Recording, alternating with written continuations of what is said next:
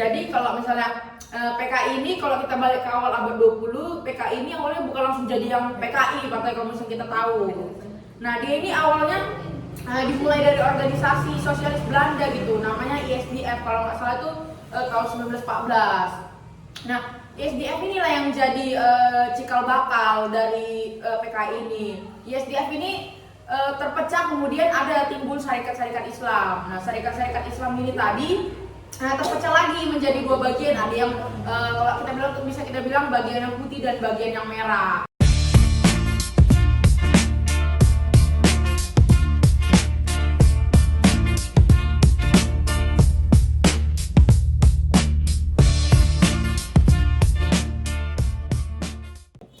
Halo, welcome to our podcast. lagi. So today we're gonna talking about pembubaran partai yang ada di Indonesia, khususnya PKI. Jadi sebenarnya kalau misalnya kita ngomong tentang pembubaran partai yang ada di Indonesia, it's not a big deal or it's not a new thing gitu loh, bukan hal baru karena dulu tuh dari zaman dahulu kita negara Indonesia itu punya catatan hitam dan putih tentang organisasi politik yang dianggap mengancam, dan yang paling ramai dibahas, of course, it's a PKI atau Partai Komunis Indonesia gitu. Yes. Nah, dan kalau kalau kita bahas tentang PKI ini, kadang netizen Indonesia ini dia udah langsung kayak setiap ada isu politik panas yang baru tuh mereka tuh langsung kayak PKI nih, orang PKI nih, komunis bangkit lagi gitu. Padahal sebenarnya kalau kita tarik ke belakang lagi, sejarah PKI itu panjang kali dan nggak segampang dan nggak semudah yang kita bayangkan, atau ada yang di TikTok segala macam, nggak semudah itu dia. Jadi makanya di sini kita mau bahas tentang gimana dari awal sih, mau kita bahas tentang gimana si PKI ini muncul. Terus kenapa bisa jadi partai yang besar yang bisa dikenal banyak orang? Terus kenapa dia bisa hilang dalam semalam di peristiwa G30 SPKI? Dan yang paling menarik itu pola pembubaran PKI itu kebayang juga nggak, atau berdampak yang signifikan nggak ke organisasi yang dibubarin sama negara sekarang gitu loh. Ya, jadi kayak hari ini kita bahasnya santai aja, sambil makan-makan kita bahas chill-chill aja, tapi sesuai dengan data dan historiografi yang jelas. Jadi kita nggak asal-asalan. Kita udah ngambil dari beberapa artikel juga yang udah kita kumpulin dan jadi narasi buat pembahasan kita kali ini. Oke, let's go. Jadi ya, biasanya aku punya beberapa teman-temanku yang bilang aku tanya tentang PKI, dan mungkin beberapa dari mereka juga bisa nambahin tentang apa yang jadi pertanyaan gitu kan. Jadi pertama aku mau nanya sama Hana dulu lah. Coba dijelasin gitu kan, kayak mana asal dari PKI. Aduh, kayak mana asal dari PKI itu sendiri gitu loh. Nah, jadi kalau misalnya PKI ini kalau kita balik ke awal abad 20, PKI ini awalnya bukan langsung jadi yang PKI, Partai Komunis yang kita tahu. Nah, dia ini awalnya dimulai dari organisasi sosialis Belanda gitu, namanya ISDF kalau nggak salah itu tahun 1914. Nah, ISDF inilah yang jadi cikal bakal dari PKI ini. ISDF ini terpecah, kemudian ada timbul syarikat-syarikat Islam. Nah, syarikat-syarikat Islam ini tadi terpecah lagi menjadi dua bagian. Ada yang kalau kita bilang, bisa kita bilang bagian yang putih dan bagian yang merah. Nah, dari yang bagian merah inilah yang kemudian timbul jadi PKI atau Partai Komunis yang kita tahu sekarang. Dan Partai Komunis ini cikal bakal ISDF ini tadi dibawa sama orang Belanda dia sebarkan paham komunis ke buruh-buruh perkebunan di sini. PKI ini juga bukan organisasi kecil, dia termasuk organisasi yang besar lah gitu. Dan setelah kemerdekaan, mereka itu coba bangun basis massa yang terdiri dari buruh, petani, organisasi perempuan dan para pemuda-pemudanya gitu. Aku mau nambahin. Jadi sebelum namanya itu PKI, dia itu namanya itu PKH, Partai Komunis Hindia Belanda, sebelum ada di Indonesia. Nah, pada tahun 1955 itu mereka juga ikut pemilu dan dapat posisi 4 terbesar lah. Dan itu saya kupikir juga udah lumayan besar lah, udah masuk posisi 4 terbesar. Nah, yang bikin PKI ini unik, mereka itu sukses lah, berhasil mereka bangun citra pembela rakyat kecil, katanya kayak gitu. Katanya banyak juga program mereka itu program kerakyatan yang mereka buat, termasuk land reform. Nah, makanya simpatisnya banyak kali juga, termasuk terkhusus itu di daerah-daerah Jawa. Ya di Semarang lebih tepatnya. Iya, di daerah Jawa gitu dia banyak. Jadi sebenarnya tuh PKI bukan partai yang ecek-ecek gitu dia. Berarti memang dari awal tuh partainya basisnya besar gitu ya. Bukan Iya, bahkan. bahkan bukan ecek dia, betul lah. Nah, dan bahkan PKI ini sempat disebut sebagai partai komunis ketiga terbesar kalau nggak salah setelah Uni Soviet dengan Tiongkok. Kan keren juga itu sih, termasuk keren lah itu menurutku. Berarti segede itu ya dia dan punya apa namanya dampak yang besar juga berarti kan. Iya. Berarti maaf ya kan sambil makan aja kita lanjut ke asal usul PKI dan mungkin dari teman-teman ada yang bisa jawab ini kan tentang asal usul PKI itu. Coba jelasin si PKI ini posisinya tuh di dalam lingkup dunia politik nasional waktu itu gimana gitu. Jadi PKI itu masuk di akhir tahun 1950-an, tepatnya itu di 1999. Jadi yang seperti itu tadi, dia masuk dari pemilihan umum yang mereka itu menang dan kalau nggak salah itu 4 atau 2 besar tadi kan. Jadi dia makin lah terkenal. Ditambah-tambah lagi pada saat itu Indonesia ada di era demokrasi terpimpin di mana semua andil, semua keputusan itu ada di tangan presiden. Jadi semua hal itu presiden dan presiden itu kan kalau nggak satu Soekarno ya. Jadi peralihan dari liberal ke orde lama. Jadi semua yang ada itu PKI. Presiden. Dan juga berarti Soekarno pada saat itu kan juga bagian dari PKI kan. Jadi otomatis PKI itu partai terbesar waktu itu dia. Berarti dia punya PKI dan Soekarno itu punya hubungan dekat dan itu membuat partai lain selain PKI itu kayak panas, cemburu, iri, dengki. Iya, panas karena kan PKI ini partai yang cepat adaptasi dia. Karena kan Soekarno mau buat konsep Nasakom, nasionalis, agamis, dan komunis. Jadi yang cepat beradaptasi itu PKI. Gambarnya iri lah. Iya iri, dan salah satunya tuh ada Angkatan Darat sama Partai Islam, politik Islam. Angkatan Darat itu partai juga? Enggak, dia kayak mungkin organisasi kayak ini udah Angkatan Darat. Ormas dia iri lah gitu ya kan. Iri kode. PKI dekat nih ya sama Soekarno. Terus itu ada partai Masyumi. Mereka tuh kayak curiga gitu lah, apalagi mungkin betul. Apalagi kan dia emaskan gitu. Spesial ya. Spesial banget dia pakai telur. Ada juga ya. Jadi ternyata apa namanya ada juga gesekan konflik yang benar-benar kayak besar gitulah ya. Iya, sorry. Jadi waktu pas di sini kan di Indonesia khususnya nasional tuh lagi terjadi konflik besar, kayak mana di dunia internasional gitu? Apakah dia juga lagi ribut kah atau dia it's okay fine saja? Enggak. Di apa namanya kalau nggak salah tuh kalau ingat ada juga yang perang dingin kan, perang dingin kayak silent treatment gitu. Indonesia Perang salju.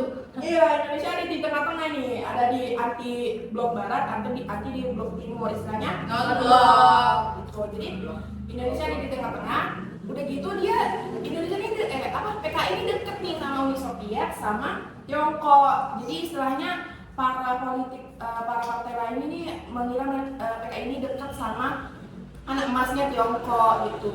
Jadi itu yang membuat ya makin ricuh lah gitu ya kan. Itu karena iri dengki nggak sih? Iya. Sebenarnya semua ini karena iri dengki guys. Jadi Ditambah lagi kan si PKI ini ada punya juga orang dalam lah. iya ada orang dalam. Yaitu kita sebut aja Bapak PKI itu mau mendorong ideologi mereka tuh masuk ke negara kita gitu. Jadi kayak mendorong Jadi gitu lah. dia mau mendorong ideologi komunis itu jadi apa sih namanya ideologi? Iya komunis kan? Iya komunis. Jadi dan ideologi yang ditetapkan di Indonesia gitu, maksudnya Indonesia pakai ideologi komunis. Iya, jadi kayak mau Kayak Kim Jong Un. Maksudnya orang kanan. Karena kan komunis. Oh iya. Nah, bayangin nih gerakan ideologi itu masuk ke Indonesia kalau kayak jadi bom waktu yang duar. Jadi aku tinggal edit gitu. Jadi bukan masalah ideologinya sih, lebih tepatnya kayak siapa yang menjalankan ideologi itu yang dianggap kayak kurang beres kan. Berarti orangnya Beres. Pahamnya itu bagus kalau kita ngerti. dengan pencalonan Sebenarnya. masing-masingnya aja. Sebenarnya aku tuh ngebayangin di komunis tuh kayak orangnya tuh ideologi jahat gitu. Enggak, karena gini, aku juga nanya nih ke beberapa teman. Ternyata tuh partai PKI ini kayak ya, aku mau bilang di sini boleh nggak sih kayak kejam gitu, mereka kayak menculik-culik. Iya, itu gitu kan. yang dijalankan itu yang salah. Iya, itu kerjanya salah. Jadi kenapa partai lain nggak suka? Karena ada di dalamnya itu bunuh-bunuhan. Terus mereka juga kayak trauma gitu lah. Jadi istilahnya kalau misalnya mereka salah, jadi mereka kayak dibunuh gitu. Gitu. Berarti kayak cuma dikasih salah sekali aja. Yang otaknya juga itu nggak ngerti. Jadi cuman karena misalnya kalau misalnya benar-benar ada komunis di sini, kayak misalnya dijadikan komunis lah ideologi, dijadikanlah ideologi komunis di sini. Jadinya kalau misalnya kita ngerakuin salah sekali langsung Hitung gitu lah. guys, Kalau video kita ada Titik ada sedikit. gitu. jadi dan kita lanjut. Berarti waktu waktu pas kejadian itu di tahun itu gimana ekonomi kita itu lagi it's okay or not okay gitu. Enggak, hancur 60% tuh pokoknya hancur total lah. Jadi kayak inflasi, harga-harga melambung tinggi. Jadi mungkin bisa dibilang lebih parah dari yang Soeharto itu ya. Karena kan dia kayak 60% melambung tinggi gitu ya kan. Inflasi yang tinggi ya. Banyak rakyat yang susah. Dalam kondisi kayak gini nih, mana politik panas, ekonomi panas, jadi semuanya tuh panas. Kacau lah di mana-mana berarti.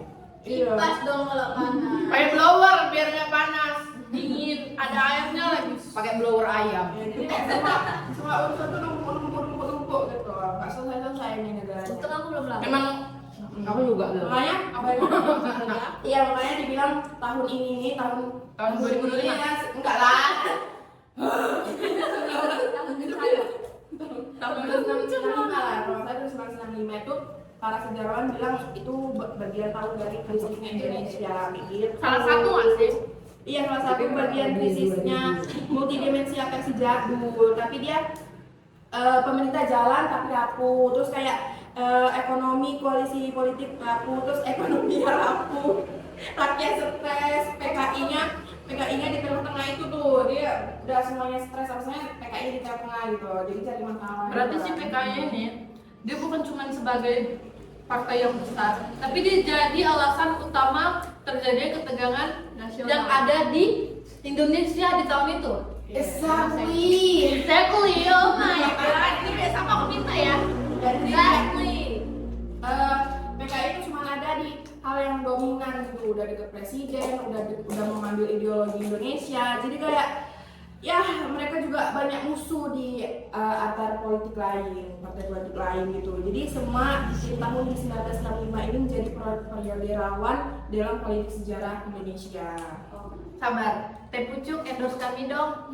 Jadi nggak sampai ke sini, mungkin beberapa teman-teman mungkin udah paham, atau mungkin kalau misalnya ada yang kurang gitu kan boleh ditambahin. Jadi aku mau nanya tentang konteks sebelum coba jelasin konteksnya sebelum kita ke pembubaran si PKI tadi. Atau siapa yang mau jawab? Itu sebelum itu. Oke, aku coba. jawab ya. Ya, ini jadi bagian paling rumit sih. Jadi gerakan 30 September itu terjadi di tanggal 30 September tahun 1965 ketika sekelompok pasukan menculik dan membunuh 7 perwira Angkatan Darat. Peristiwa ini bikin negara geger dalam hitungan jam. Berapa jam itu, Pak? Seberapa kan? Dalam satu malam. Berapa jam? Satu malam bukan? Oke, lanjut. Nah, jadi selama tahun kita diajar dari narasi tunggal bahwa PKI adalah dalang utama dari semuanya.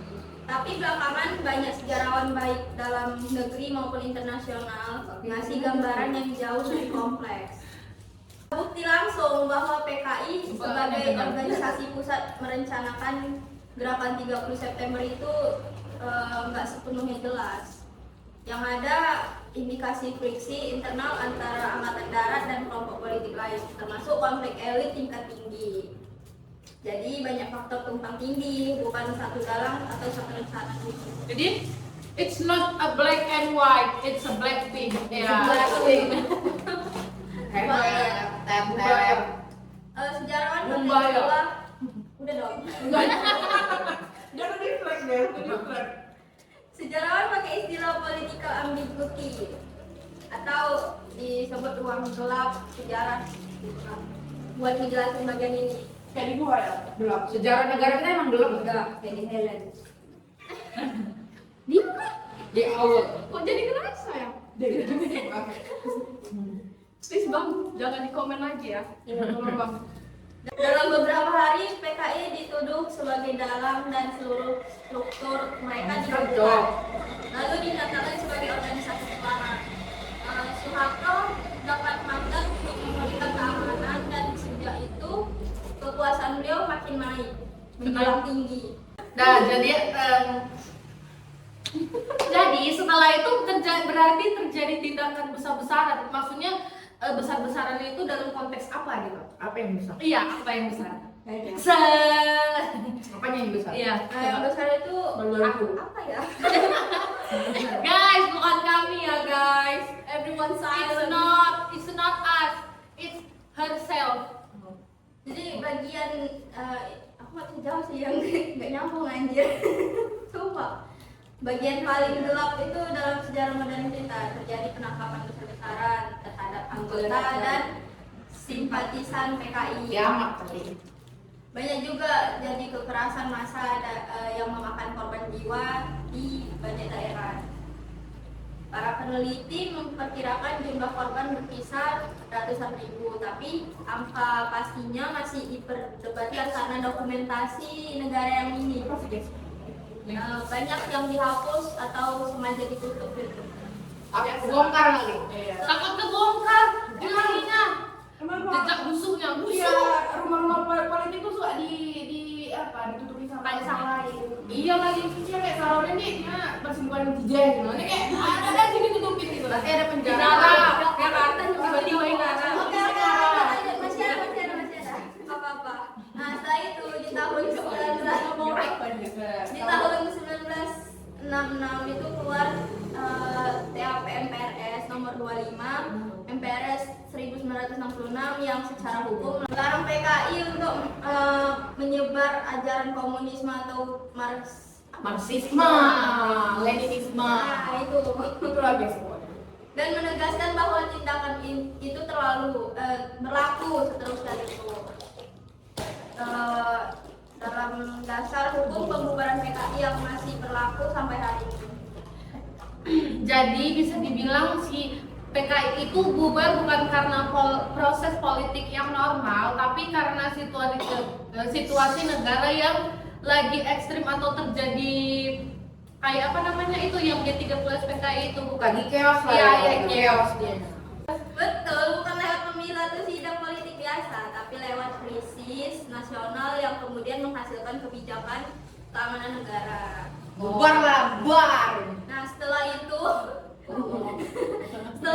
PKI hilang dari panggung politik Indonesia. Nah, setelah hilang itu kan PKI hilang dari politik Indonesia kan, Orde Baru membangun narasi resmi untuk menguatkan legitimasi mereka selama berkuasa. Jadi berarti bahasan yang segmennya bisa dibilang segmen lah ya kan guys, segmen dari sosial ini itu terlalu berat kayak beban hidup yang Kali kita berat. diskusi. Apa? Jadi ternyata di bahasan yang kita bahas tadi sama Sisel itu cukup berat, tapi karena tapi perlu karena dari sini kita bisa lihat kenapa pembubaran organisasi politik masih sensitif sampai sekarang. So kita bakal tanya-tanya dengan pertanyaan yang mungkin ke teman kita yang selanjutnya. Dan ini mengkhususkan di bagian pembubaran si PKI itu. Ya, si PKI itu bubar kan jadi salah satu contoh yang paling besar dalam sejarah Indonesia tentang bagaimana negara bisa membubarkan suatu organisasi politik. So, it's okay. I'm sorry.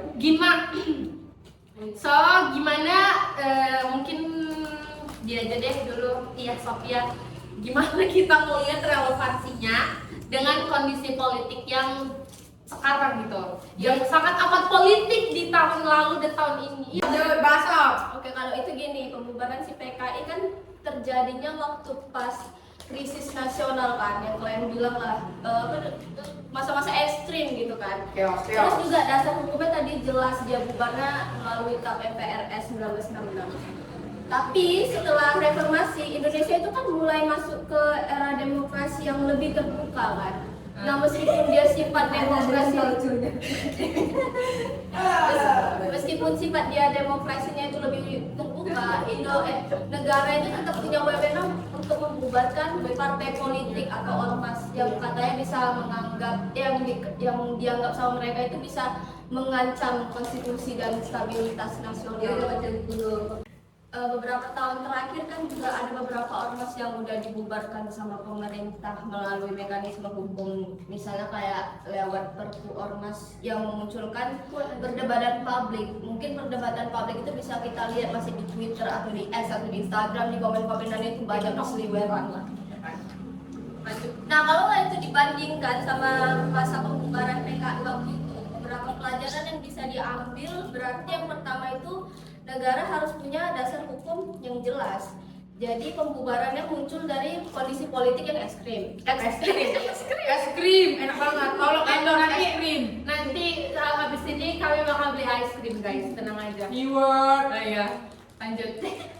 Kalau menurutku jadinya demokrasi itu harus butuh proses pengadilan yang tepat dan transparansi langsung secara publik dan bisa membuat alasan yang tepat gitu secara publik gitu. Jadi harus memang ada transparansi antara politik dan masyarakat pada saat itu, dan sampai sekarang juga memang harus seperti itu gitu. Nah, pembubaran organisasi itu kan selalu berdampaknya ke sosial politik yang besar. Pada saat itu PKI dibubarkan, kemudian ratusan ribu orang terdampak, dan di masa sekarang para pembubaran ormas itu pun memicu polarisasi. Gak ada yang dengar ini. Aku ini dengar cok. Dia mana? Ya udah, jadi yang kita tahu karena anti komunis itu masih relevan pada masa sekarang juga. Aku lihat beberapa komenan di YouTube yang ngejelasin. Dia kan nonton YouTube dulu Iya. guys sebelum tag podcast ini. Jadi meskipun konteksnya zamannya beda, sekarang kan zamannya mungkin zaman modern, zaman dulu gitu kan. Zaman dulu. Tadi kan masih nanya tentang yang zaman dulu sama zaman sekarang tuh kan beda kan. Tapi isu pembubaran organisasi di zaman dulu sama zaman sekarang itu tetap relevan dan sama kan? Masih sama kali pun, karena pertanyaannya juga selalu sama, kayak mana batas negara, apa hak warga di dalamnya, terus apa landasan mereka membubarkan suatu partai, itu juga harus didiskusikan melalui warga ataupun melalui politik. Kalau organisasi ini bubar itu ngaruh kali sama kita yang masyarakat biasa. Sebenarnya yang lebih pengaruh ke politiknya sih. Kalau masyarakat mungkin ngaruhnya ke kalau mereka membubarkan organisasi masyarakat itu tadi. Kalau politik mungkin itu urusan para pemerintah. Berarti organisasi politik sama organisasi masyarakat beda ya? Ormas sama organisasi politik. Ormas tuh kayak apa? PP? Mana sih lah? Iya, kita beda. Udah mau masuk PP? Tapi kemudian partai politik itu bisa mempengaruhi masyarakat lewat pemungutan suara. Karena mereka Itulah dia kan guys, mereka peduli waktu pas pemungutan suara. Iya, aku juga selama ini tahunya organisasi kayak gitu itu cuma pas minta suara aja sih. Iya kan? Mostly bukan lagi guys. Mungkin bisa dibilang dari 100 itu 90 kayak gitu semua. Iya, tak akunya yang kurang tahu, tanya aku tapi yang ku tahu selama ini cuman pas peminta suara aja aku baru tahu orang itu. Baru kelihatan di tempatnya sih. Jadi berarti si PKI ini merupakan contoh ekstrim yang selalu dibawa-bawa ketika misalnya ada isu pembubaran partai atau pembubaran organisasi masyarakat ini muncul tuh. Iya, lebih tepatnya begitu kan, karena kan masyarakat kita apalagi di generasi sekarang kan udah Iya. bisa memberikan persepsi mereka sendiri. Bahkan udah ada film juga G30 SPKI kan, mereka sudah bisa melihat sendiri mana yang salah dan mana yang benar. Gen Z itu pinter kok. Iya, orang dulu kayak lebih bungkam gak sih? Iya, orang dulu. Enggak sih, sebenarnya kan dulu belum secanggih sekarang yang apa-apa media sosial, apa-apa Iya, media belum sosial. open minded. Iya, kita kan dulu kan banyak akses yang ditutup, kayak kalau misalnya itu tersebar. Itu sengaja nggak sih dibungkam? Iya, kalau itu tersebar juga pasti bahaya. Kalau sekarang kan emang terbuka itu. Iya. Oke, jadi gitu sih kesimpulannya. Memang PKI ini itu sebenarnya benchmark paling awal dalam Benchmark itu kayak yang di sepak bola bukan nggak sih? Iya, anggap aja kayak gitulah carry-nya. Kenapa aku ngomong benchmark ya? Karena di situ ada benchmark. Terus Kayak yang Mereka lah awal mula cikal bakal pertama kali pembubaran partai di Indonesia. Oke. Betul kan? Dapat apa? Dapat cinta. Dapat maaf. Ya. So ya ternyata emang sekompleks itu guys masalah si pembubaran partai itu sendiri, khususnya si PKI gitu kan. Nah, tadi kan kita udah nyanyi sama Iya Sophia. Oh ya, aku belum perkenalkan ya. Ini Dela, ini Sally, ini Hana, ini Iya Sophia, dan ini pacarnya Sures. Sures. Cinta mati. Cinta matinya Sures guys. Ya Syahara. Iya. So, our last narasumber is Dek Rames. Sukses loh. Oke, sorry guys. Ini gara-gara Dewa nih. Dek Sures ya. Ya betul lah. Iya. Nanti Dek marah ya. Sylvia. So, sekarang kita mau menarik ke dari zaman kan kita mau tarik sejarah PKI ke zaman sekarang. Gimana menurut kamu, pembubaran PKI bisa dikaitkan dengan kasus-kasus pembubaran organisasi yang ada di era modern seperti ya, sekarang? yang lanjut-lanjutannya coba Ya. kasih tahu. Tadi kan kita sudah bahas. Oh, iya, iya. Keren. Iya, deh. Iya. Jadi gini, itu pembubaran ya, kan? Kan dia, Nanti ditonton aja aku kasih linknya ke Om Sures gitu. Om Tonton gitu. Udah lah, jadi nggak harus duduk dulu ya. Iya. Oke, jadi gini, pembubaran PKI itu bisa dibilang jadi tempat Template. template historis buat melihat gimana cara bereaksi terhadap organisasi yang dianggap mengancam stabilitas nasional. Dan pola ini ke bawah sampai era reformasi gitu. Meskipun konteksnya sudah sangat beda, Macam. Sebeda apa sih? beda paling jelas itu kayak ormas besar, Setiabudi. Nah, Mana aja? Ormas Setiabudi. Ya. Dia ini anggota ormas kalian. Cantik kan? Sudah mengakui dia kan? udah diancam ya. Gak pasti kalian masuk kok. Itu salah satunya kayak HTI yang dibubarkan pada tahun 2017. Pemerintah waktu itu bilang HTI punya agenda yang dianggap bertentangan dengan ideologi negara, terutama terkait konsep khilafah. Konsep.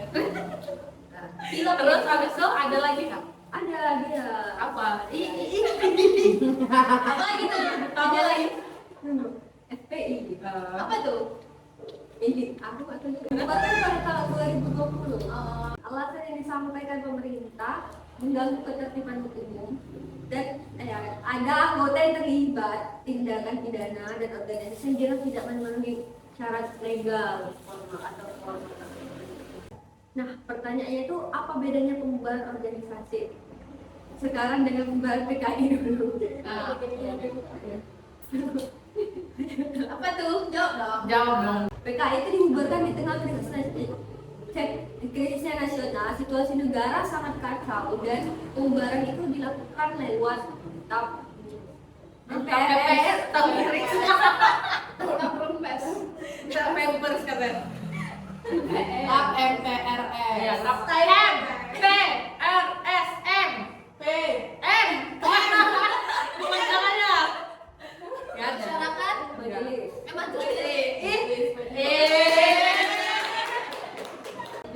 Sekarang kita hidup di era demokrasi. Pembubaran ormas dilakukan dengan dasar hukum modern yaitu UU Ormas nomor 16 tahun 2017. Apa itu? Tapi undang-undang Undang-undang organisasi. Masyarakat. Ya, lanjut. nggak ada organisasi baru. Ormas itu bukan namanya organisasi masyarakat. Iya. Nah, ormas ini memungkinkan pembubaran tanpa paper. Nanti aku Pengadilan panjang. Dan ini bikin banyak ahli hukum ngomong apa ya? ini rawannya dipakai untuk kepentingan politik atau enggak? Ini rawan dipakai untuk kepentingan politik atau enggak diawasi? They are the most Julius person, Julius. Iya sih, karena kan kesannya gampang banget, kayak kelihatannya tuh kayak gampang kali bubarin ormasnya tanpa cuma model kayak dia cuma dibubarin gitu, tanpa ada keputusan dari pemerintah gitu. Kayak gampangan banget, kayak lanjut. Siapa yang gampang?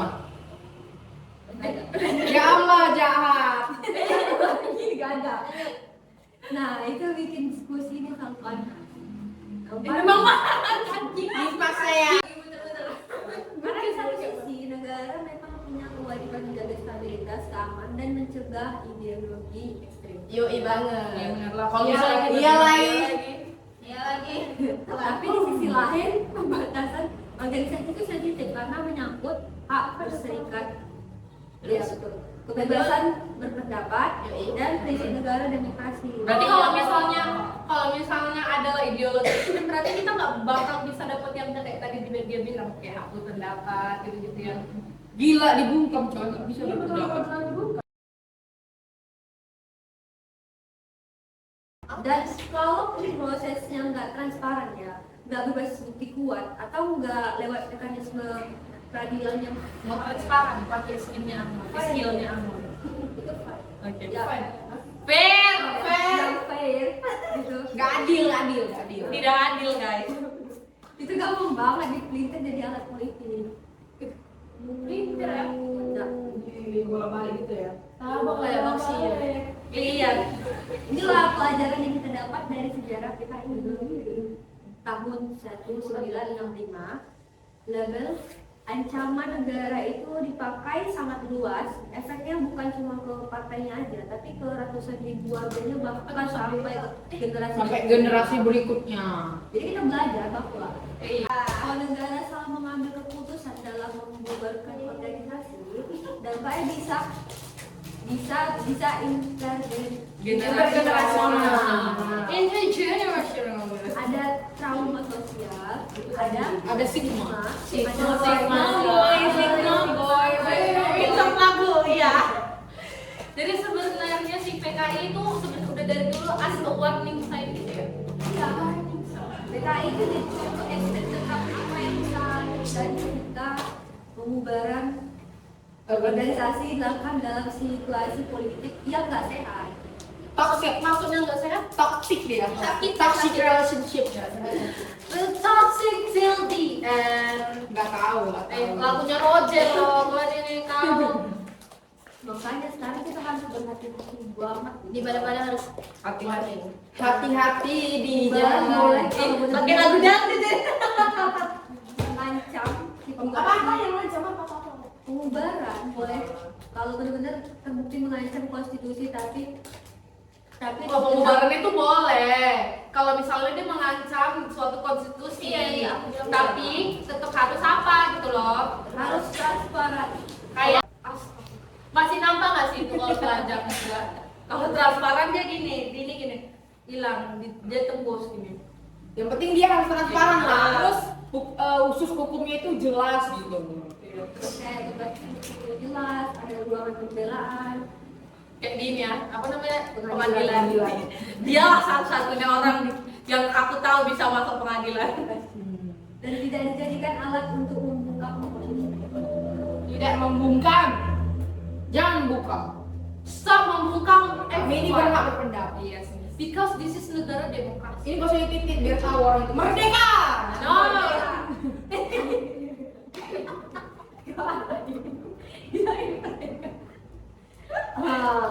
Terus karena demokrasi itu bukan cuma soal milih pemimpin, tapi soal menjaga agar kuat. Tidak dipakai sesuka hati. Oh, berarti nggak bisa dipakai. Oke, jadi sebenarnya masuk akal. Masuk dia atau masuk nggak dia kata? Manut yang Masuk akal gitu ya guys. Sejarah intinya di sini sejarah PKI dibuka bukan buat membahas tentang luka lama yang pernah terjadi gitu. Tapi kita di sini tuh buat ngasih referensi kalau betapa seriusnya konsekuensi dari pembubaran organisasi politik yang tidak ada kayak misalnya excuse gitu ya dari pemerintah gitu. Exactly gitu. Tapi kok Ariana Grande, Sylvia Shara Grande guys. Gutera, lanjut. Sejarah itu bukan buat meningkatkan supaya negara dan kita sebagai warga nggak mengulangi kesalahan. Tapi kalau dibilang nggak ngulangin kesalahan yang sama, sejarah itu kan berulang. Iya, masuk. gimana tips yang berulang? Apa yang berulang? Ya. Sejarah berulang itu gimana sih guys? Sebenarnya berulang kalau kita melakukan kesalahan yang sama. Apa katanya? Kalau tuh nggak ada tuh nggak ada. Apa? Enggak, Nanti aku denger lagi yang itu bilang ya. penasaran nggak ya kan? Jadi guys, sebenarnya kita udah mau sampai di penghujung podcast, our podcast. Dari seluruh obrolan yang kita bahas tentang gimana bagaimana dari pembubaran PKI suatu organisasi, apalagi yang besar kayak PKI seperti yang kita bahas, kita tadi kan kalau misalnya kita runut lagi kan, kita tuh dari pertama kali bahas tentang bagaimana mereka lahir dari gerakan sosialis tak lahir dari gerakan sosialis Belanda yang dibawa sama orang Belanda kan, ISDF. Terus habis itu berkembang dari partai besar, ya ISDV, sorry, dengan partai besar yang berbasis Kenapa itu kalau salah? oh ya, Enggak maksudnya aku. ISDV. nah, basis kuat yang yang anggotanya itu kebanyakan dari buruh, organisasi perempuan dan yang lain tadi dibilang Hana, sampai akhirnya punya posisi penting dalam politik sampai 90-an kayak punya orang dalam gitulah. Siapa orang dalamnya lupa? Presiden Soekarno pada saat itu. Presiden. Nah, kedekatan mereka dengan Soekarno lewat konsep Nasakom itu buat mereka naik daun terus kayak dikenal gitu lah, dan buat beberapa partai politik yang ada pada saat itu iri, dengki, cemburu, bukan denial anjir. Iri. Bilang bos. Paling. Sehingga memicu ketegangan juga dengan angkatan darat dan juga kelompok agama pada saat itu ya guys. Terus kita masuk ke masa kegelapan dari PKI yaitu G30 September yang sampai sekarang itu penjelasannya masih penuh dengan perdebatan dan tanda tanya, tapi efek dari politiknya jelas dan PKI dituduh sebagai dalang. Negara masuk krisis, akhirnya si PKI ini bubar di tahun 1966 lewat TAP MPRS. Habis itu kan, sabar, capek, minum dulu. Enggak, aku kalau gini, sakit perutku, makanya aku gini ya. Jadi, dampaknya tuh luar biasa besar. Dari penangkapan massal sampai kekerasan antar kelompok yang membekas berpuluh-puluh tahun. Lalu kita tarik ke zaman sekarang, pembubaran PKI sering jadi cermin ketika negara membubarkan organisasi lain kayak HTI dan FPI yang dibilang sama Desures. Desures siapa? tada yang pakai kamera Sama gini nak. sepatu celana biru Tak peduli. Iya. Peduli. Jangan selain aku deh. Di kepalanya itu. Itu aja kok dia ngejokes apa sih kayak nggak sih kalau misalnya ada buat aja ketawa aku bahagia gitu. masalahnya cuma aku sendiri yang nggak ngerti. Jadi walaupun konteks hari ini beda, kita hidup di era demokrasi dengan undang-undang ormas yang lebih modern, tapi ada pertanyaan penting tentang batas dari kewenangan negara dan perlindungan hak warga negara. Kewenangan. Kewenangan. Wedangan panas. Wedang jahit, selamat yang jual wedang jahit loh 5.000. Nih. Dan dari situ kita belajar kalau ada satu hal yang penting, pembubaran organisasi itu bukan cuma kayak dibubarin, oke lu bubar, gak usah ikut organisasi lagi, tapi kalau salah langkah dampaknya itu bisa panjang, bahkan sampai ke generasi yang berikutnya 7 turunan. Sejarah PKI akhirnya telah udah kasih kita peringatan bahwa negara tuh harus hati-hati, transparan dan tetap dalam koridor atau jalan hukum ketika melabeli sebuah organisasi sebagai ancaman. Jadi kayak gak bisa kau bilang, oke kau itu bandel, jadi kau adalah ancaman. Oke, organisasimu kami bubarkan. Keluarkan dari kakak. Itu nggak bisa. Dia harus ada jalan atau ya Melalui proses lah. proses. Nggak bisa langsung bubar lu gitu, nggak bisa. Oke. Jadi dari masa lalu ini yang dari kita bilang tentang PKI tadi, kita bukan cuma lihat tragedi, tapi juga kita lihat bagian pelajaran gimana demokrasi seharusnya bekerja. Jadi ya terima kasih guys yang udah dengerin sampai sekarang. Terima kasih yang udah dengerin sampai sekarang. Tapi menurut kalian negara kita demokrasinya udah bagus belum? Iya. Belum. Kita yang Enggak, sebagai ya. Kalaupun nggak betul juga, banyak kok media sosial yang bisa ngeluarin demokrasi kita di situ. Oh, ya. Jadi kan telah sampailah kita pada penghujung podcast. Saya mengucapkan terima kasih dan teman-teman saya juga mengucapkan terima kasih kepada kalian yang sudah mendengarkan sampai akhir. Harus nanti ada disclaimer. Harus didengarkan sampai akhir. Nah, nanti dipotong taruh depan. Jadi terima kasih sudah mendengarkan sampai akhir dan mohon maaf apabila ada kata-kata yang salah ini kan. Oke. Mohon maaf apabila ada kata-kata yang salah dan menyinggung salah satu atau banyak pihak. Astaga, bisa nih aku. Tolong undang aku ke podcast, guys.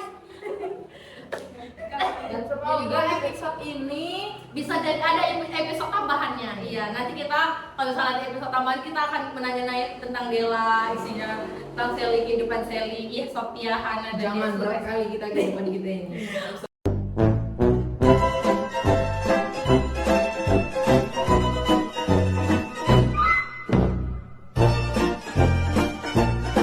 Iya. Udah habis. Oke, udah habis ternyata guys di prompter kami yang sebuah laptop ini. Dan semoga episode ini bikin kita paham bahwa politik itu bukan cuma soal dari hari-hari ini aja, tapi juga tentang bagaimana sejarah membentuk cara kita melihat ke masa depan. Iya, benar. Karena kita tuh belajar dari masa lalu, guys. Tapi kita tidak boleh mengulang hal yang sama di masa sekarang. Kalian wajib belajar sejarah. Iya. Dan kita adalah Kunci. Bingung ini gara-gara Ulangi apa yang dibilang Soekarno. Jangan sampai melupakan jas merah. gas merah itu doang. Jangan yang pernah benar sekali-sekali melupakan sejarah. Itu doang. Ya udah guys, terima kasih sudah menyaksikan podcast kami. Sampai jumpa Di episode selanjutnya. Bye. Iya lagi. Satu lagi. Iya lagi gitu. 1, 2, 3. Iya lagi. Oke, bye-bye. Wih. Semoga bisa belajar. Oh ya, ulang. Udah gak sih? Semoga podcast ini bisa jadi pembelajaran untuk kita semua. Dan mungkin kalau misalnya ada yang kurang, kalian bisa tambahin di bawah guys. Haikal, kutunggu komentarmu. Iya, Haikal, kami butuh klarifikasi dan Pelurusan materi ini. Oke, bye-bye. Apa di komentar juga nggak apa-apa. Ya, dadah. Dah. Dah. Dah, oke. Alhamdulillah. Ya,